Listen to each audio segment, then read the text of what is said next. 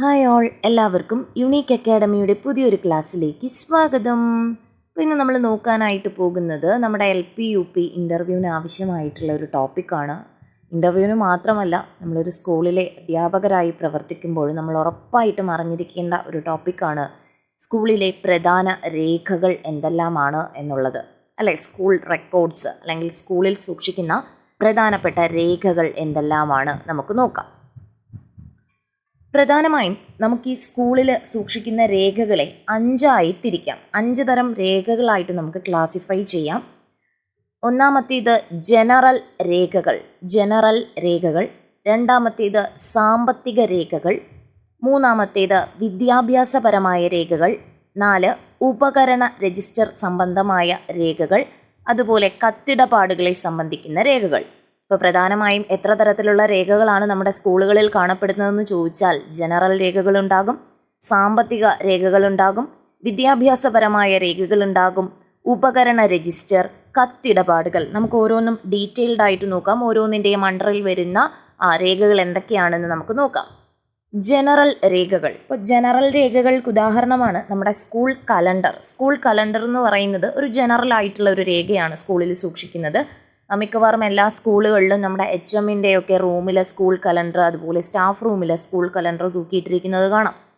നമുക്കത് നോക്കിയാൽ നമ്മുടെ സാധാരണ കലണ്ടറിൽ നിന്നും വ്യത്യസ്തമായിട്ടുള്ള കുറച്ച് കാര്യങ്ങളൊക്കെ നമുക്ക് അതിൽ നിന്നും മനസ്സിലാവും. പൊതുദിവസം ഏതൊക്കെയാണ്, അതുപോലെ അവധി ദിവസങ്ങൾ ഏതൊക്കെയാണ്, പരീക്ഷാ തീയതി ആ ഒരു അക്കാഡമിക് ഇയറിലെ പരീക്ഷാ തീയതികൾ അതിൽ രേഖപ്പെടുത്തിയിട്ടുണ്ടാകും. അതുപോലെ സ്കൂൾ നിയമങ്ങൾ, ഇതൊക്കെ സൂചിപ്പിക്കാനാണ് സ്കൂൾ കലണ്ടർ ഉപയോഗിക്കുന്നത്. അപ്പോൾ സ്കൂൾ കലണ്ടറിൽ എന്തൊക്കെയാണുള്ളത്? പൊതുദിവസം, അവധി ദിവസം, പരീക്ഷാ തീയതി, സ്കൂൾ നിയമങ്ങൾ തുടങ്ങിയവയെ സൂചിപ്പിക്കാനാണ് സ്കൂൾ കലണ്ടർ യൂസ് ചെയ്യുന്നത്. അപ്പോൾ അത് ജനറൽ രേഖകളിൽ ഉൾപ്പെടുന്ന ഒന്നാണ്. ഇനി ജനറൽ രേഖകളിൽ ഉൾപ്പെടുന്ന മറ്റൊന്നാണ് നമ്മുടെ ലോഗ് ബുക്ക് കേട്ടിട്ടുണ്ടോ? അതായത് നമ്മൾ എന്തെങ്കിലും വിസിറ്റ് ഒക്കെ ചെയ്യുമ്പോൾ എഴുതി വെക്കാറില്ല. ഇപ്പം നമ്മൾ ഉദാഹരണത്തിന് ലൈബ്രറിയിൽ പോകുമ്പോൾ അവിടെ ലോഗ് ബുക്ക് കാണാറുണ്ടല്ലേ, നമ്മൾ എത്ര മണിക്ക് കയറി എത്ര മണിക്ക് ഇറങ്ങി എന്നൊക്കെ പറയുന്ന കാര്യങ്ങൾ ലോഗ് ബുക്കിലാണ് റെക്കോർഡ് ചെയ്ത് വെക്കുന്നത്. അതുപോലെ ഈ സ്കൂളിലെ ലോഗ് ബുക്കിൽ സൂക്ഷിക്കുന്ന കാര്യങ്ങൾ എന്ന് പറയുന്നത്, സ്കൂളുകളിൽ പരിശോധനയ്ക്കായിട്ട് ഉദ്യോഗസ്ഥന്മാർ വരും. AEO DEO അല്ലേ തുടങ്ങിയവരൊക്കെ സ്കൂളുകൾ പരിശോധിക്കാനായിട്ട് വരും. അപ്പോൾ അവരുടെ സന്ദർശന സമയവും സന്ദർശന ദിവസവും ഒക്കെ ഈ ലോഗ് ബുക്കിൽ രേഖപ്പെടുത്തിയിട്ടുണ്ടാകും. അതുപോലെ എന്തെങ്കിലും വിശിഷ്ട വ്യക്തികളോ മന്ത്രിമാരോ MLA മാരോ തുടങ്ങിയ അല്ലെങ്കിൽ ആക്ടേഴ്സോ തുടങ്ങിയവരൊക്കെ സ്കൂളുകൾ എന്തിനെങ്കിലും വേണ്ടിയിട്ടൊക്കെ സന്ദർശിക്കുമ്പോൾ, ഒഫീഷ്യലായിട്ടുള്ള കാര്യങ്ങൾക്ക് സ്കൂളുകൾ സന്ദർശിക്കുമ്പോൾ ആ ഒരു സമയവും ഡേറ്റും ഒക്കെ ഈ ലോഗ് ബുക്കിൽ ഉണ്ടായിരിക്കും. അതുപോലെ പഠനയാത്രകൾ, സ്കൂളിൽ നിന്നും പോകുന്ന പഠനയാത്രകളെ സംബന്ധിച്ച് അതിൻ്റെ സമയവും കാര്യവും ഒക്കെ ഈ ലോഗ് ബുക്കിൽ രേഖപ്പെടുത്തിയിട്ടുണ്ടാകും. പിന്നെ സ്കൂളിൽ വിവിധതരം പ്രൊജക്റ്റുകൾ ഉണ്ടാകും, അത് ഉദ്ഘാടനം ചെയ്യപ്പെടുന്ന തീയതി തുടങ്ങിയ ഇത്രയും കാര്യങ്ങൾ, ഇങ്ങനെയുള്ള കുറേ കാര്യങ്ങളാണ് നമ്മുടെ ഈ ലോഗ് ബുക്ക് പ്രധാനമായും എന്തെങ്കിലും ഒരു കാര്യം നടക്കുന്ന ആ ദിവസത്തെയും വർഷത്തെയും ആ ഒരു പെർട്ടിക്കുലർ സമയത്തെയൊക്കെ സൂചിപ്പിക്കാനാണ് നമ്മൾ ലോഗ് ബുക്ക് യൂസ് ചെയ്യുന്നത്. ഇനി അടുത്ത് നമ്മുടെ ജനറൽ രേഖകളിൽ ഉൾപ്പെടുന്ന ഒരു രേഖയാണ് നമ്മുടെ പ്രവേശന രജിസ്റ്റർ അഥവാ നമ്മുടെ അഡ്മിഷൻ രജിസ്റ്റർ. അഡ്മിഷൻ രജിസ്റ്റർ അറിയില്ലേ? എന്താണ് പ്രവേശന രജിസ്റ്റർ അഥവാ അഡ്മിഷൻ രജിസ്റ്റർ എന്ന് പറയുന്നത്? നമ്മളുടെ ഒരു കുട്ടിയെ സ്കൂൾ പ്രവേശന സമയത്ത് നമ്മൾ ആ കുട്ടിയുടെ പേര്, അതുപോലെ അഡ്രസ്സ്, ഡേറ്റ് ഓഫ് ബർത്ത്, പാരൻസിൻ്റെ പേര് രക്ഷകർത്താവിൻ്റെ പേര്, അതുപോലെ രക്ഷകർത്താവിൻ്റെ ജോലി തുടങ്ങിയ കാര്യങ്ങളൊക്കെ നമ്മൾ രേഖപ്പെടുത്തുന്നത് നമ്മൾ ഈ അഡ്മിഷൻ രജിസ്റ്ററിലാണ്. അപ്പോൾ എന്തൊക്കെയാണ് അഡ്മിഷൻ രജിസ്റ്ററിൽ ഉണ്ടാകുന്നത്? കുട്ടിയെ സ്കൂളിൽ ചേർക്കുന്ന സമയത്ത് കുട്ടിയുടെ പേര്, മേൽവിലാസം, ഡേറ്റ് ഓഫ് ബർത്ത്, അതുപോലെ രക്ഷകർത്താവിൻ്റെ പേര്, ജോലി തുടങ്ങിയ കാര്യങ്ങളൊക്കെയാണ് നമ്മൾ ഈ പ്രവേശന രജിസ്റ്റർ അഥവാ അഡ്മിഷൻ രജിസ്റ്ററിൽ രേഖപ്പെടുത്തി വയ്ക്കുന്നത്. അടുത്ത് നമുക്കൊരു ജനറൽ രേഖകളിൽ ഉൾപ്പെടുത്താൻ കഴിയുന്നതാണ് നമ്മുടെ സ്കൂളിലെ സർവീസ് ബുക്ക് എന്ന് പറയുന്നത്. Service book. അപ്പോൾ ഈ സർവീസ് ബുക്കിൽ നമ്മുടെ കുട്ടിയെ സംബന്ധിക്കുന്ന വിവരം അഡ്മിഷൻ രജിസ്റ്ററിൽ നിന്നാണ് കിട്ടുന്നതെങ്കിൽ അധ്യാപകനെ സംബന്ധിക്കുന്ന ഡീറ്റെയിൽസ് കിട്ടുന്നത് സർവീസ് ബുക്കിൽ നിന്നാണെന്ന് ഓർത്തിരിക്കുക. അതൊരു സ്കൂളിലെ ജനറൽ രേഖയായിട്ടാണ് മാറ്റിവെക്കുന്നത്. സർവീസ് ബുക്കിൽ അധ്യാപകൻ്റെ പേരുണ്ടാകും, അതുപോലെ അഡ്രസ്സ് ഉണ്ടാകും, ഡേറ്റ് ഓഫ് ബർത്ത്, അതുപോലെ എഡ്യൂക്കേഷണൽ ക്വാളിഫിക്കേഷൻസ് ഉണ്ടാകും, ഈ ജോലിയിൽ പ്രവേശിച്ച തീയതി ഉണ്ടാകും, കിട്ടിയ പ്രൊമോഷൻസ്, അതുപോലെ ശമ്പളം എത്രയാണ്, ഇൻക്രിമെൻ്റ് എത്രയാണ്, അതുപോലെ അധ്യാപകൻ ആ ഒരു അക്കാഡമിക് ഇയറിൽ അല്ലെങ്കിൽ ജോലിയിൽ പ്രവേശിച്ചത് മുതലെടുത്ത അവധികൾ, ഇതൊക്കെ എന്തായിരിക്കും നമ്മുടെ സർവീസ് ബുക്കിൽ അധ്യാപകനെ സംബന്ധിച്ചുള്ള അധ്യാപകൻ്റെ പേര്, വിലാസം, date of birth, educational qualifications അല്ലേ, യോഗ്യതകൾ, അതുപോലെ ജോലിയിൽ പ്രവേശിച്ച ദിവസം, പ്രൊമോഷൻ കിട്ടിയിട്ടുണ്ടെങ്കിൽ അത്, പിന്നെ എന്താണ് ഇൻക്രിമെൻ്റ്, സാലറി, പിന്നെ എടുത്ത അവധികൾ തുടങ്ങിയ കാര്യങ്ങളൊക്കെ രേഖപ്പെടുത്തുന്ന ബുക്കാണ് സർവീസ് ബുക്ക് എന്ന് പറയുന്നത്. മിക്കവാറും എല്ലാ സ്കൂളുകളിലുമാണ് സർവീസ് ബുക്ക് സൂക്ഷിച്ചു വെച്ചേക്കുന്നത്. ഏത് സ്കൂളിലാണോ വർക്ക് ചെയ്യുന്നത് ആ സ്കൂളിലായിരിക്കും സർവീസ് ബുക്ക് എന്ത് ചെയ്യുന്നത്, സൂക്ഷിച്ചു വെക്കുന്നത്. ഓക്കെ ആണല്ലോ. അപ്പോൾ നമ്മുടെ സ്കൂളിലെ പ്രധാന രേഖകളിൽ ആദ്യത്തേതായിരുന്നു എന്ത്, നമ്മുടെ ജനറൽ രേഖകൾ. അതിലൊന്നാമത്തേത് നമ്മൾ പറഞ്ഞത് സ്കൂൾ കലണ്ടറാണ്. എന്തൊക്കെയാണ്, പൊതുദിവസം, അതുപോലെ അവധി ദിവസം, പരീക്ഷാ തീയതി, സ്കൂൾ നിയമങ്ങൾ തുടങ്ങിയവയൊക്കെയാണ് സ്കൂൾ കലണ്ടറിൽ സൂചിപ്പിക്കുന്നത്. രണ്ടാമത്തേത് ലോഗ് ബുക്ക് അല്ലേ. ലോഗ് ബുക്ക് എന്തെങ്കിലും ഒരു കാര്യം ചെയ്യുമ്പോൾ അതിൻ്റെ ഡേറ്റ്, സമയവും ഒക്കെ കുറിച്ച് വെക്കുന്നത് ഈ ലോഗ് ബുക്കിലാണ്. അതുപോലെ നമ്മുടെ പ്രവേശന രജിസ്റ്റർ, അഡ്മിഷൻ രജിസ്റ്ററിലാണ് കുട്ടിയെ സംബന്ധിക്കുന്ന ഡീറ്റെയിൽസ് അല്ലേ, പ്രൈമറി ആയിട്ടുള്ള കാര്യങ്ങളൊക്കെ രേഖപ്പെടുത്തുന്നത് ഈ പ്രവേശന രജിസ്റ്ററിലാണ്. അതുപോലെ അധ്യാപകനെ സംബന്ധിച്ച് അധ്യാപകൻ്റെ കാര്യങ്ങളൊക്കെ രേഖപ്പെടുത്തി വെക്കുന്നത് സർവീസ് ബുക്കിലാണെന്ന് ഓർത്തിരിക്കുക. ഇനി നമുക്ക് ഈ സ്കൂളിലെ പ്രധാന രേഖകളിൽ അടുത്ത ഒന്നാണ് സാമ്പത്തിക രേഖകൾ എന്ന് പറയുന്നത്. സാമ്പത്തിക രേഖകൾ കേട്ടോ, അവിടുത്തെ എന്താണ് സാമ്പത്തികവുമായി ബന്ധപ്പെട്ടുള്ള രേഖകളാണ്. ഈ സാമ്പത്തിക രേഖകളിൽ തന്നെ വരുന്നതാണ് ക്യാഷ് ബുക്ക് വരുന്നുണ്ട്, ലെഡ്ജർ വരുന്നുണ്ട്, ശമ്പള രജിസ്റ്റർ, സ്കോളർഷിപ്പ് രജിസ്റ്റർ, അതുപോലെ ഫീസ് പിരിവ് രജിസ്റ്റർ. ഇതൊക്കെ നമ്മുടെ സാമ്പത്തിക രേഖകളിലാണ് ഉൾപ്പെടുന്നത്. അപ്പോൾ ഏതൊക്കെയാണ്, ക്യാഷ് ബുക്ക്, ലെഡ്ജർ, ശമ്പള രജിസ്റ്റർ, സ്കോളർഷിപ്പ് രജിസ്റ്റർ, ഫീസ് പിരിവ് രജിസ്റ്റർ തുടങ്ങിയവയൊക്കെ ഏതിലാണ് ഉൾപ്പെടുന്നത്, സാമ്പത്തിക രേഖകളിലാണ് ഉൾപ്പെടുന്നത്. അപ്പോൾ ക്യാഷ് ബുക്ക് എന്താണ്, ക്യാഷ് ബുക്ക്? ക്യാഷ് ബുക്ക് എന്ന് പറഞ്ഞാൽ നമ്മുടെ സ്കൂളിലെ വരവ് ചെലവ് കണക്ക് എഴുതി സൂക്ഷിക്കുന്ന ബുക്കാണ് ക്യാഷ് ബുക്ക് എന്ന് പറയുന്നത്. സ്കൂളിലെ വരവ് ചെലവൊക്കെ നമ്മൾ എന്ത് ചെയ്യുന്ന എഴുതി വെക്കുന്ന ആ ബുക്കിനെയാണ് ക്യാഷ് ബുക്ക് എന്ന് പറയുന്നത്. അപ്പോൾ നമുക്കത് പേര് കേൾക്കുമ്പോൾ തന്നെ അറിയാം അല്ലേ, സ്കൂളിലെ വരവ് ചെലവ് കണക്കുകളാണ് ക്യാഷ് ബുക്കിൽ ഇൻക്ലൂഡഡ് എന്നറിയാം. ഇനി നമ്മൾ ലെഡ്ജർ അല്ലേ, ലെഡ്ജറിന് നമ്മൾ അധികം കേട്ടിട്ടുണ്ടാവില്ല. അപ്പോൾ നമ്മൾ ലെഡ്ജർ അറിഞ്ഞിരിക്കുക. ഈ നമ്മുടെ ക്യാഷ് ബുക്കിൽ സ്കൂളിലെ വരവ് ചെലവ് കണക്കുകൾ എഴുതി സൂക്ഷിക്കുകയാണെങ്കിൽ ഈ ലെഡ്ജറിൽ ചെയ്യുന്നത് ക്യാഷ് ബുക്കിലെ വരവ് ചെലവ് കണക്കുകളെ ഇനം തിരിച്ച് കാണിക്കുകയാണ് ചെയ്യുന്നത് അല്ലേ. ക്യാഷ് ബുക്കിൽ നമുക്ക് സിമ്പിളായിട്ട് ഇത്ര വരവ് ഇത്ര ചെലവ് എന്നൊക്കെ നമുക്ക് സൂചിപ്പിക്കാം.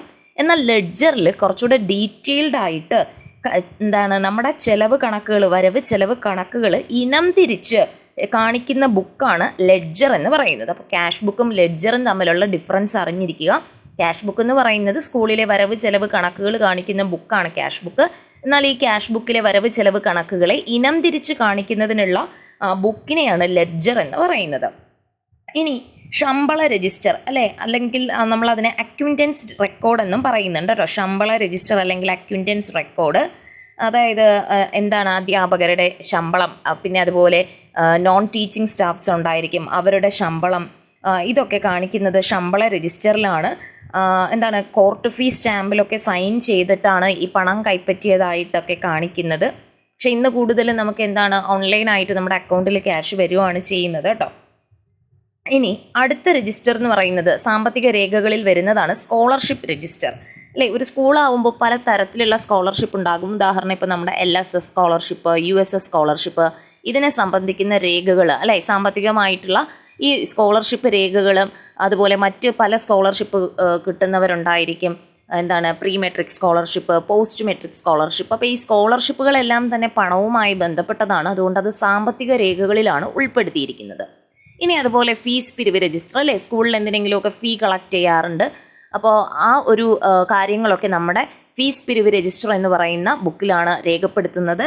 അത് നമ്മുടെ സാമ്പത്തിക രേഖകളിലാണ് ഉൾപ്പെടുന്നത്. അപ്പോൾ എന്താണ് നമ്മൾ രണ്ടാമത് പറഞ്ഞതാണ് സാമ്പത്തിക രേഖകൾ. അതിൽ ക്യാഷ് ബുക്ക്, ലെഡ്ജർ, ശമ്പള രജിസ്റ്റർ, സ്കോളർഷിപ്പ് രജിസ്റ്റർ, ഫീസ് പിരിവ് തുടങ്ങിയവയാണ് വരുന്നത്. ഇതിൽ ഇമ്പോർട്ടൻ്റ് ആയിട്ട് നോക്കി വെക്കേണ്ടത് ക്യാഷ് ബുക്കും ലെഡ്ജറും തമ്മിലുള്ള ഡിഫറൻസ് ആണ്. ഇപ്പോൾ ക്യാഷ് ബുക്ക് എന്ന് പറഞ്ഞാൽ സ്കൂളിലെ വരവ് ചെലവ് കണക്കുകൾ കാണിക്കുന്ന ബുക്കാണ് ക്യാഷ് ബുക്ക്. എന്നാൽ ഈ വരവ് ചെലവ് കണക്കുകൾ തന്നെ ഇനം തിരിച്ച് കാണിക്കുന്നതിനുള്ള ബുക്കാണ് ലെഡ്ജർ എന്ന് പറയുന്നത്. ഓക്കെ ആണല്ലോ, കിട്ടിയെന്ന് വിചാരിക്കുന്നു. ഇനി മൂന്നാമത്തെ ആയിട്ടുള്ള ഒരു റെക്കോർഡാണ് നമ്മുടെ വിദ്യാഭ്യാസപരമായിട്ടുള്ള റെക്കോർഡ് അല്ല. ഏറ്റവും ഇമ്പോർട്ടൻ്റ് ആണ് വിദ്യാഭ്യാസപരമായിട്ട് എന്തൊക്കെ റെക്കോർഡാണ് നമ്മുടെ സ്കൂളുകളിൽ കാണപ്പെടുന്നത്. ഒന്നാമത്തേത് അറ്റൻഡൻസ് രജിസ്റ്റർ അല്ലേ. അറ്റൻഡൻസ് രജിസ്റ്റർ കാണപ്പെടാറുണ്ട്. ആർക്കൊക്കെയാണ്? കുട്ടികൾക്കുണ്ട്, അതുപോലെ ടീച്ചേഴ്സിനുണ്ട്, നോൺ ടീച്ചിങ് സ്റ്റാഫ്സിനും ഉണ്ട്. അല്ലേ?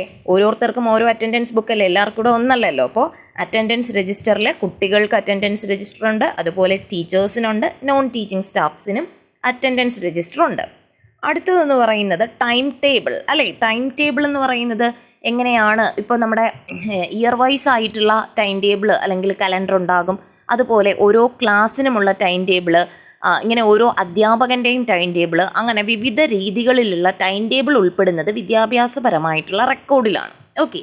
ഇനി അതുപോലെ തന്നെ നമ്മുടെ പരീക്ഷാ രജിസ്റ്റർ അല്ലേ, വിവിധ പരീക്ഷകളെ സംബന്ധിക്കുന്ന രജിസ്റ്റർ, ഓണപ്പരീക്ഷ, അതുപോലെ നമ്മുടെ ക്രിസ്തുമസ് എക്സാം, അങ്ങനെ പലതരത്തിലുള്ള അല്ലെ വാർഷിക പരീക്ഷ തുടങ്ങിയ വിവിധ തരം പരീക്ഷകളെ സംബന്ധിക്കുന്ന രജിസ്റ്റർ നമ്മുടെ വിദ്യാഭ്യാസപരമായിട്ടുള്ള റെക്കോർഡിൽ ഉൾപ്പെടുന്നതാണ്. അതുപോലെ നമ്മുടെ ഹെഡ് മാസ്റ്ററുടെ ക്ലാസ് സന്ദർശന രജിസ്റ്റർ, ഹെഡ് മാസ്റ്റർ ഏത് ക്ലാസ്സാണ് ഇന്ന് സന്ദർശിച്ചത്, അങ്ങനെയുള്ള കാര്യങ്ങളൊക്കെ റെക്കോർഡ് ചെയ്ത് വെക്കുന്നത് ഹെഡ് മാസ്റ്ററുടെ ക്ലാസ് സന്ദർശന രജിസ്റ്ററിലാണ്. അതിപ്പോൾ വിദ്യാഭ്യാസപരമായിട്ടുള്ള രേഖയിലാണ് വരുന്നത്. ഓക്കെ. അപ്പോൾ വിദ്യാഭ്യാസപരമായ രേഖയിൽ എന്തൊക്കെയാണ് വരുന്നത്? അറ്റൻഡൻസ് രജിസ്റ്റർ അല്ലേ, കുട്ടികളുടെ, ടീച്ചേഴ്സിൻ്റെ, നോൺ ടീച്ചിങ് സ്റ്റാഫ്സിൻ്റെ. പിന്നെ ടൈം ടേബിൾ വരുന്നുണ്ട്, പരീക്ഷാ രജിസ്റ്റർ വരുന്നുണ്ട്, ഹെഡ് മാസ്റ്ററുടെ ക്ലാസ് സന്ദർശന രജിസ്റ്ററും വരുന്നുണ്ട്. അടുത്തത് ഉപകരണ രജിസ്റ്ററാണ്. ഉപകരണ രജിസ്റ്റർ അല്ലേ, നമ്മൾ പറയുന്ന അടുത്ത 4ാമത്തെ പ്രധാന രേഖയാണ് ഉപകരണ രജിസ്റ്റർ എന്ന് പറയുന്നത്. ഈ ഉപകരണ രജിസ്റ്ററിൻ്റെ അണ്ടറിൽ തന്നെ വീണ്ടും വരുന്നുണ്ട് നമ്മുടെ സ്റ്റോക്ക് രജിസ്റ്റർ എന്ന് പറയും, പിന്നെ ലൈബ്രറി കാറ്റലോഗ്, സ്റ്റേഷനറി രജിസ്റ്റർ, പുസ്തക വിതരണ രജിസ്റ്റർ. ഈ സ്റ്റോക്ക് രജിസ്റ്റർ എന്ന് പറഞ്ഞാൽ നമ്മുടെ സ്കൂളിൽ ഉണ്ടായിരിക്കുന്ന ഫർണിച്ചർ, അതുപോലെ ദൃശ്യ ശ്രവ്യ ഉപകരണങ്ങൾ, സ്പോർട്സ് ഉപകരണങ്ങൾ തുടങ്ങിയവയുടെ എണ്ണം സംബന്ധിച്ച കാര്യമാണ് നമ്മുടെ സ്റ്റോക്ക് രജിസ്റ്ററിൽ ഉണ്ടായിരിക്കുന്നത്. അപ്പോൾ എന്തൊക്കെയാണ് സ്റ്റോക്ക് രജിസ്റ്ററിൽ? സ്കൂളിലെ ഫർണിച്ചർ, അതുപോലെ ദൃശ്യ ശ്രവ്യ ഉപകരണങ്ങൾ, കായിക ഉപകരണങ്ങൾ തുടങ്ങിയവയൊക്കെയാണ് നമ്മുടെ സ്റ്റോക്ക് രജിസ്റ്ററിൽ ഇൻക്ലൂഡ് ചെയ്തിരിക്കുന്നത്. ഇനി നേരത്തെ പറഞ്ഞതുപോലെ നമ്മുടെ ലൈബ്രറി കാറ്റലോഗ് ഉപകരണ രജിസ്റ്റർ എന്ന വിഭാഗത്തിലാണ് ഉൾപ്പെടുത്തിയിരിക്കുന്നത്. ലൈബ്രറിയിൽ എന്താണ്, ഏതൊക്കെ ബുക്കുണ്ട്, ഏതൊക്കെ ബുക്ക് എവിടെയൊക്കെയാണ് വെച്ചേക്കുന്നത് എന്നൊക്കെ കാണിക്കുന്നതാണ് ലൈബ്രറി കാറ്റലോഗ്. ചില സ്കൂളുകളിൽ അവിടെ ഒട്ടിച്ചേക്കും, കാരണം അത് വായിച്ചു കഴിഞ്ഞാൽ നമുക്ക് പെട്ടെന്ന് ഒരു ബുക്ക് ഉണ്ടെങ്കിൽ എവിടെയാണെന്ന് കണ്ടെത്താൻ പറ്റും, ഏത് അലമാരയിലാണ്, അത് എത്രാമത്തെ ബുക്കാണ് എന്നൊക്കെയുള്ള ബുക്കിനെ സംബന്ധിച്ച് ബുക്കിൻ്റെ അടുത്തെത്തുന്ന ഗൂഗിൾ മാപ്പ് പോലെ ബുക്കിൻ്റെ അടുത്തെത്തുന്ന എല്ലാ ഡീറ്റെയിൽസും ആ ലൈബ്രറി കാറ്റലോഗിൽ ഉണ്ടായിരിക്കും. ഓക്കെ ആണല്ലോ. ഇനി 3ാമത്തേതാണ് സ്റ്റേഷനറി രജിസ്റ്റർ അല്ലേ. സ്കൂളിൽ സ്റ്റേഷനറി സാധനങ്ങൾ ഉണ്ടാകും, അപ്പോൾ അതിനെ സംബന്ധിക്കുന്ന രജിസ്റ്ററാണ് നമ്മുടെ സ്റ്റേഷനറി രജിസ്റ്ററിൽ ഇൻക്ലൂഡ് ചെയ്തേക്കുന്നത്. അതുപോലെ പുസ്തക വിതരണ രജിസ്റ്റർ അല്ലേ, പുസ്തക വിതരണം സ്കൂളുകളിൽ നടത്താറുണ്ട്, അപ്പോൾ അതിനെ സംബന്ധിക്കുന്ന രജിസ്റ്ററാണ് പുസ്തക വിതരണ രജിസ്റ്റർ. അപ്പോൾ ഇതൊക്കെ ഉപകരണ രജിസ്റ്ററിൻ്റെ അണ്ടറിൽ വരുന്നതാണെന്ന് ഓർത്തിരിക്കുക. ഉപകരണ രജിസ്റ്ററിൽ എന്തൊക്കെയുണ്ട്? Stock register, library catalogue, stationery register, അതുപോലെ പുസ്തക വിതരണ രജിസ്റ്റർ. ഇനി നമ്മൾ 5ാമതായി പറയുന്ന സ്കൂളിലെ പ്രധാന രേഖയാണ് കത്തിടപാടുകൾ അല്ലേ. കത്തിടപാടുകൾ അതിലെന്തൊക്കെയാണ് വരുന്നത്? ഇൻവേർഡ് രജിസ്റ്റർ ഉണ്ട്, ഔട്ട്വേർഡ് രജിസ്റ്റർ ഉണ്ട്, മെമ്മോ ബുക്ക് ഉണ്ട്, അതുപോലെ നോട്ടീസ് ബോർഡ് ഉണ്ട്. അപ്പോൾ ഓരോന്നും എന്താണെന്ന് നമുക്ക് നോക്കാം. ഇൻവേർഡ് രജിസ്റ്റർ എന്ന് പറഞ്ഞാൽ സ്കൂളിലേക്ക് വരുന്ന കത്തുകളുടെ ഡീറ്റെയിൽസ് ആണ് കേട്ടോ. അതാരാണ് അയച്ചത്, എന്നാണ് അയച്ചത്, എന്തായിരുന്നു വിഷയം തുടങ്ങിയ കാര്യങ്ങളാണ് ഇൻവേർഡ് രജിസ്റ്ററിൽ വരുന്നത്. അതായത് നമുക്ക് സ്കൂളിലോട്ട് ഇങ്ങോട്ട് വരുന്ന കത്തുകളെ സംബന്ധിക്കുന്ന ഡീറ്റെയിൽസ് ആണ് നമുക്ക് ഇൻവേർഡ് രജിസ്റ്ററിൽ നിന്നും കിട്ടുന്നത്.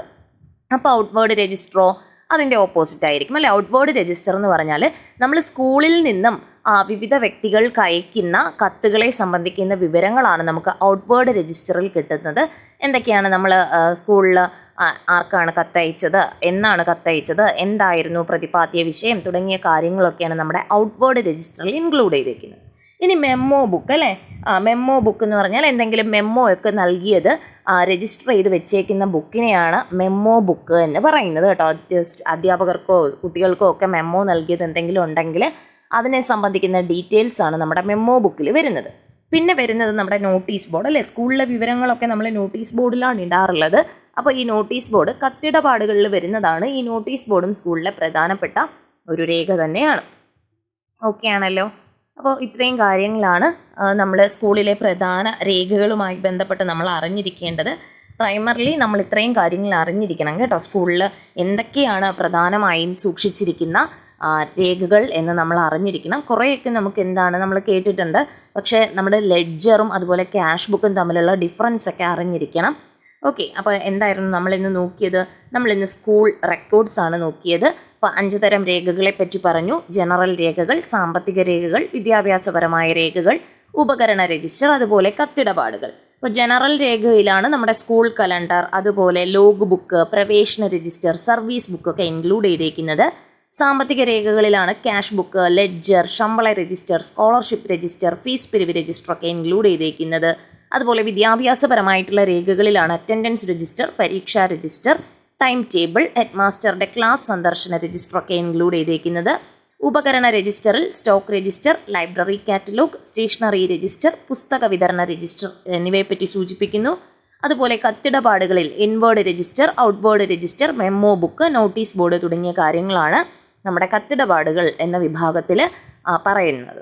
ഓക്കെ, അപ്പോൾ ഇത്രയും കാര്യങ്ങൾ നമ്മളിപ്പോൾ ഇൻ്റർവ്യൂവിനായാലും അല്ലെങ്കിലും ഒരു സ്കൂളിൽ വർക്ക് ചെയ്യാൻ പോകുമ്പോൾ സ്കൂളിൽ ഇത്രയും കാര്യങ്ങൾ അല്ലെങ്കിൽ ഇത്രയും രേഖകളുണ്ട് എന്ന് നമ്മൾ അറിഞ്ഞിരിക്കണം.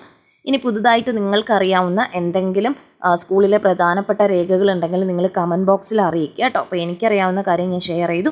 അപ്പോൾ നിങ്ങൾക്ക് സ്കൂളിൽ മറ്റു പല രേഖകളും ഉണ്ട് എന്നറിയാമെങ്കിൽ അത് എന്ത് ചെയ്യുക, കമൻറ്റ് ബോക്സിലൊന്ന് അറിയിക്കുക. എല്ലാവർക്കും യൂസ്ഫുൾ ആയിരിക്കും കേട്ടോ. അപ്പോൾ എന്ത് ചെയ്യുക, ഈ ഒരു ടോപ്പിക്ക് നന്നായിട്ട് നോക്കിയിട്ട് പോവുക. ബൈ ചാൻസിൽ നമ്മളടുത്ത് ഇൻ്റർവ്യൂവിന് ചോദിച്ചു കഴിഞ്ഞാൽ നമുക്കത് പറയാനായിട്ട് കഴിയണം. അല്ലെങ്കിൽ സ്കൂളിനെ പറ്റി എനിക്കൊന്നും അറിയില്ല എന്ന് അങ്ങോട്ടേക്ക് മറുപടി കൊടുക്കാനുള്ള ഇടവരുത്താതിരിക്കാൻ വേണ്ടിയിട്ടാണ് കേട്ടോ.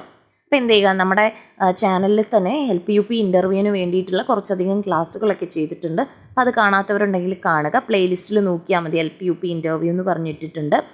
ഓക്കെ ആണല്ലോ. അപ്പോൾ എന്ത് ചെയ്യുക, നിങ്ങൾക്ക് ക്ലാസ്സുകളൊക്കെ ഉപകാരപ്പെടുന്നുണ്ടെങ്കിൽ ഇൻ്റർവ്യൂവിന് പ്രിപ്പയർ ചെയ്യുന്ന നിങ്ങളുടെ ഫ്രണ്ട്സിനും കൂടെ ഷെയർ ചെയ്ത് കൊടുക്കുക. അങ്ങനെ ചാനലിനെ സപ്പോർട്ട് ചെയ്യുക, ചാനൽ സബ്സ്ക്രൈബ് ചെയ്യുക.